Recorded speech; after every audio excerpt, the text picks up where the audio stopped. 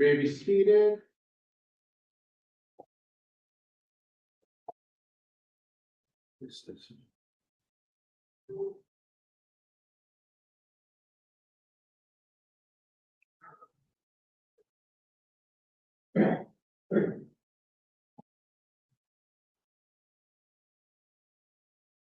Shabbat Shalom.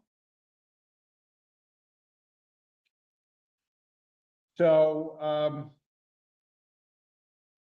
this deathbed scene in what we read this morning, when Jacob is on his deathbed, Joseph brings his two sons, and Jacob, he doesn't recognize them. He says, "Mi ele."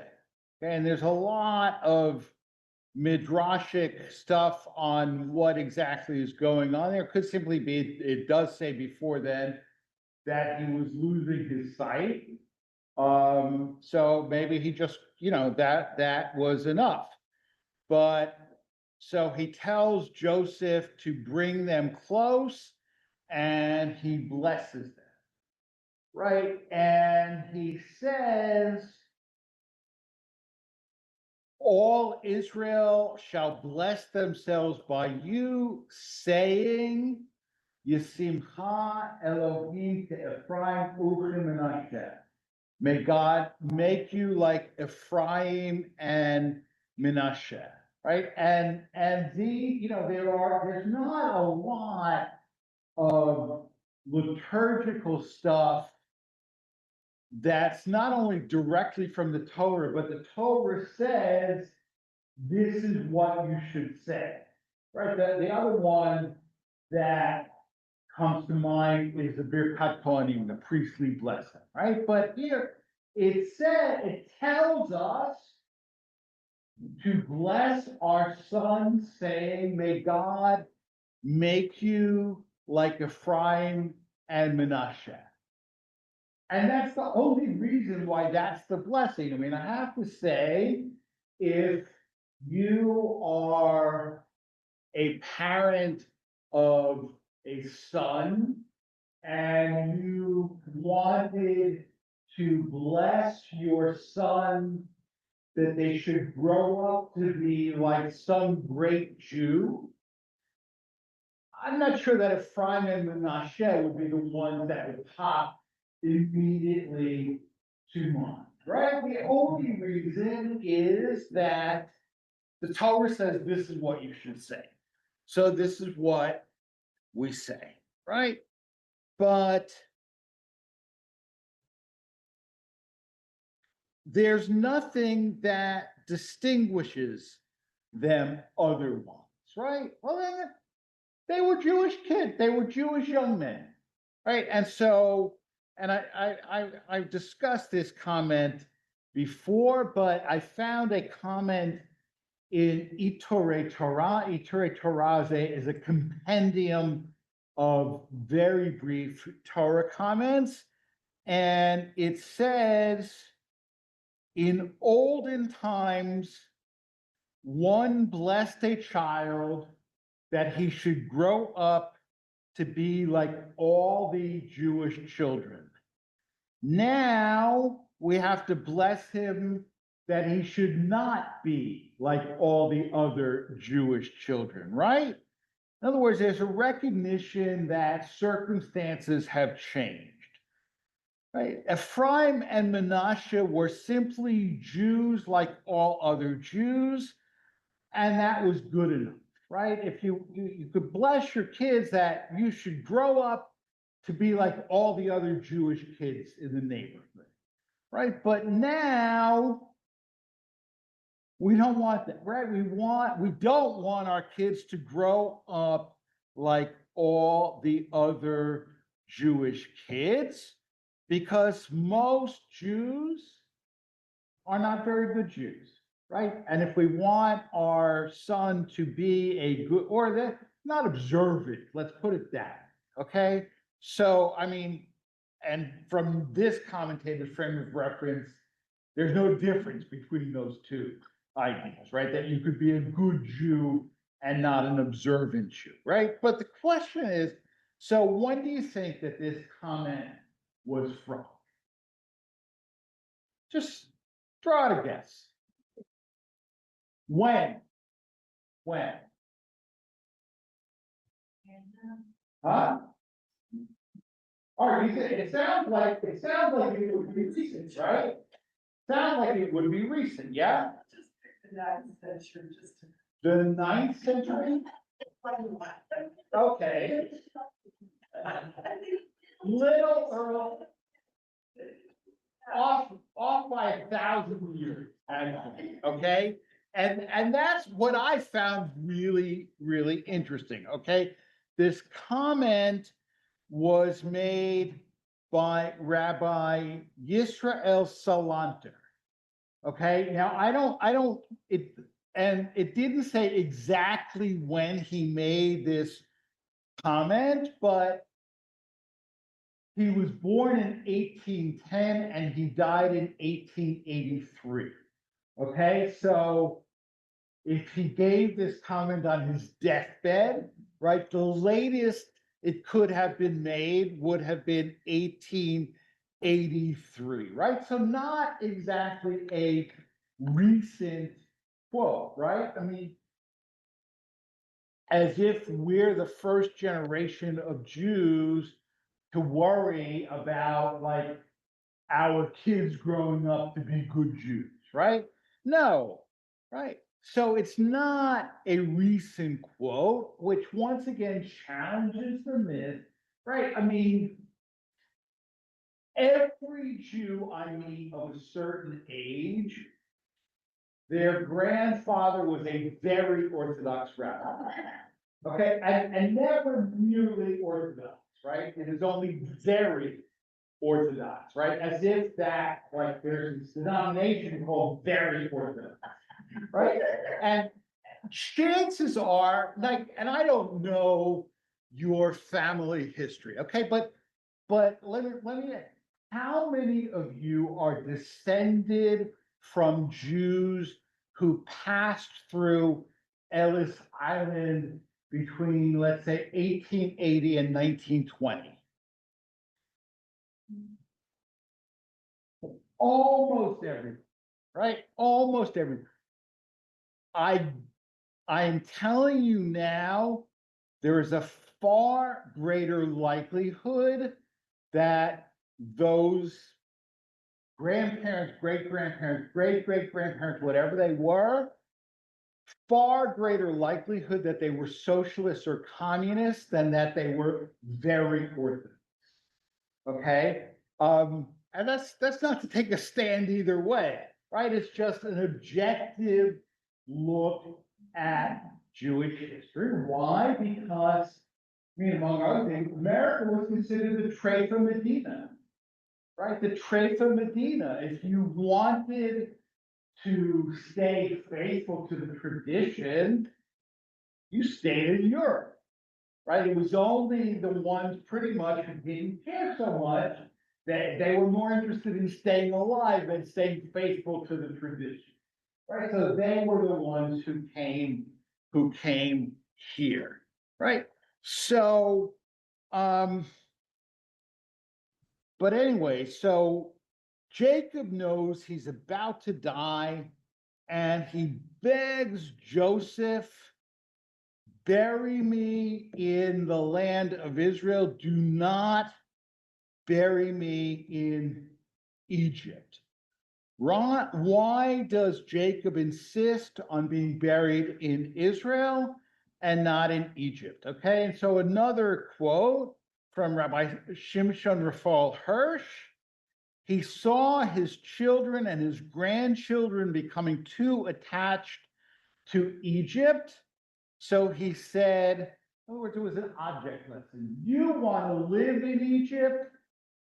I don't even want to be buried there. Okay. And, you know, there are two types of commentaries, right? There's a comment that's really trying to explicate something that's difficult in the text. And if he's explicating something that's not difficult in the text, then he or she, but mostly really he, is trying to make it relevant to his generation, right? In other words, so Hirsch doesn't care, about what happened in Egypt 3,500 years ago. He is concerned about what he sees in his own community. Okay. And now, interestingly, Salanter and Hirsch were very close contemporaries. Okay. Salanter lived from 1810 to 1883. Hirsch had a longer life. He was born in 1808. So Hirsch was born 2 years before Salanter, and he lived to 1808. He was born and he lived to 1888. So he died 5 years later. So almost identical, right? And but Hirsch, you might be surprised that he would say something like this, right? Because Hirsch was the founder of essentially what we would consider modern Orthodoxy.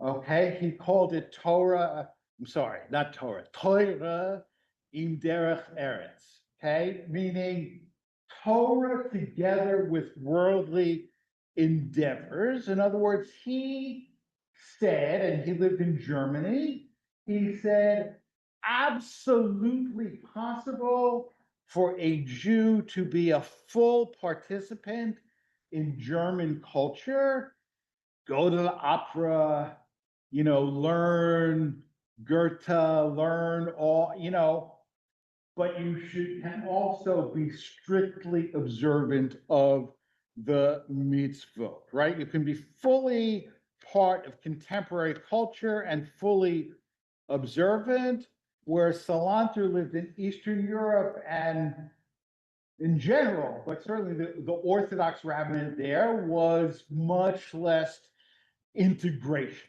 right? I mean, it's not only because they didn't want to integrate, the people among whom they lived didn't want to allow them to integrate either, right? But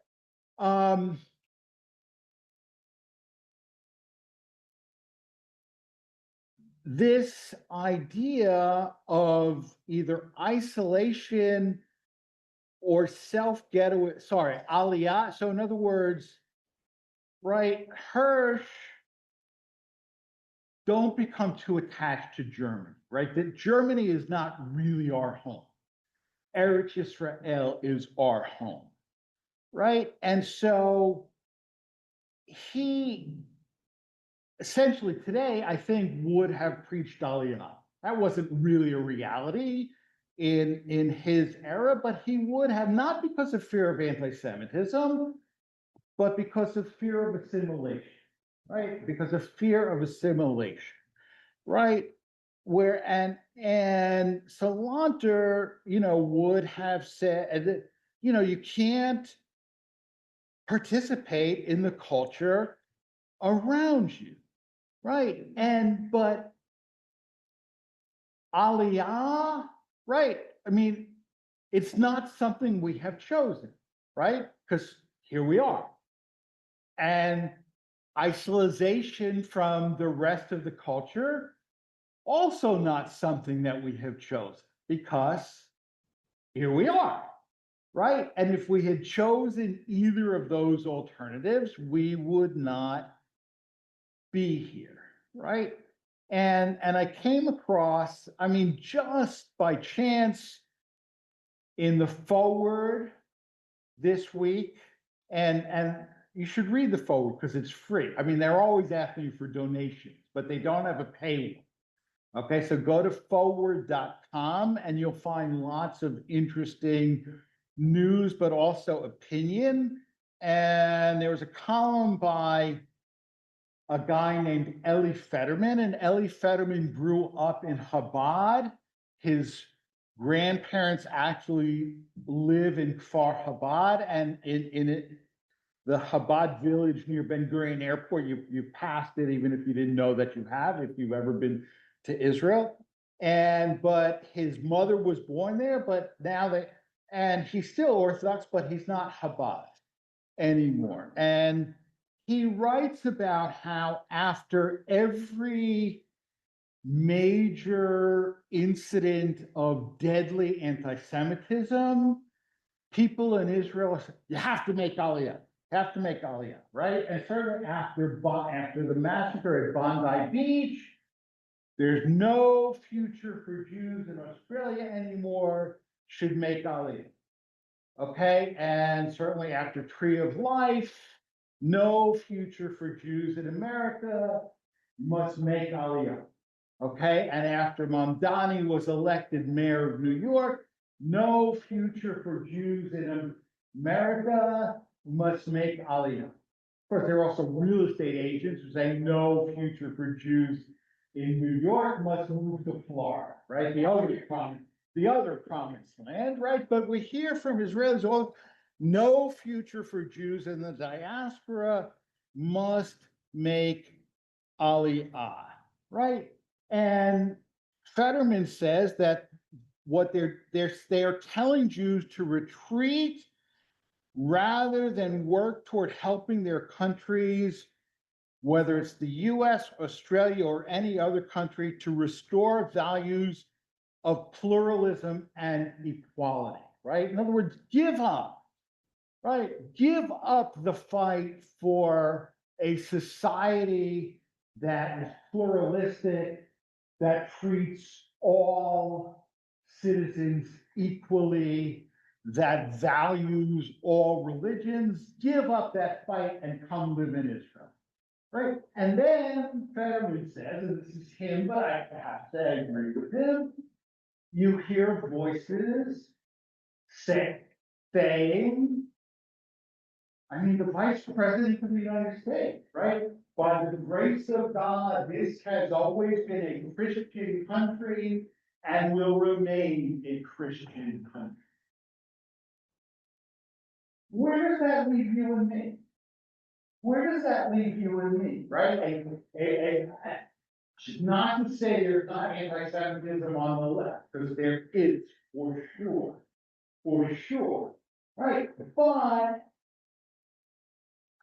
not so much in official places, right? And so, Israelis are saying, leave America, leave Australia, come live in Israel. And anti-Semites are saying the same thing, right? There's no place for you in American society. Fetterman says, no, right? I refuse to accept either proposal. I cannot speak for all diaspora Jews, but I don't want to retreat. Instead, I want my country, the US, to enforce its own ideals and protect minorities, because that is what a free country does. We survive by carrying Torah into the world, speaking truth where we stand, and spreading light precisely where darkness tries to push us out. And the surest way to do that is to build Jewish tradition sturdy enough to outlast any moment and thrive in any place. The late Rabbi Jonathan Sachs said it best: to defend a country, you need an army. But to defend a civilization, you need schools, right? So Fetterman concluded that, and again, I fully agree with him. He defends Israel's right to exist and to defend itself. And if you decide that Israel is where you want to live, where you will have a better, richer, more fulfilling life, then you should certainly go and live there, right? But that choice has to be driven by meaning and longing, not by fear of anti-Semitism. We need Jews who stay visible, who speak truth, bring light into public life, and teach their children whether they're parents or educators, right? Because they're also our kids. Belonging is not something you beg for, it is something you live. Shabbat Shalom. Yeah. We read about the lesson of Ephraim and Manasseh, and Jacob. We hear that he's, losing his sight or whatever. Do you think that losing his sight is sort of a ruse because he purposely changed his hands and blesses, or maybe he doesn't purposely change, but he changed his hands and blesses Ephraim, the younger one, first, and then Manasseh. And you think he used that as, well, I couldn't see very well, so I wasn't. No. Right, so Brian said maybe that his claiming that he couldn't see was a ruse, right? And that the reason that he blessed, he crossed his hands and blessed Ephraim, the younger, with his right hand up. And, well, I didn't know who they were. No, I don't think so, okay, because Joseph tried to correct him. So even if he couldn't see, Joseph tried to correct him. I mean, frankly, I have to say, and maybe because I'm the older brother, right, right, this is a pattern, okay? It's a pattern of, like, oh, yeah, the older son, he'll be fine, but the younger son, he's really, and, of course, I mean, I say, somewhat jokingly and somewhat not jokingly, that as the older son, I don't want to hit. But it's also bad for the Jews, right? Because Christianity has said the same thing about Judaism, right? That we are the younger child, but the preferred child, right? And Islam has said that about Christianity, right? And I mean, this whole mess, right, of Jacob preferring Joseph, right? You would think he would learn his lesson, right? But no, not only does he show favoritism to Joseph, now he repeats the same pattern with his grandchildren. And it is deeply problematic.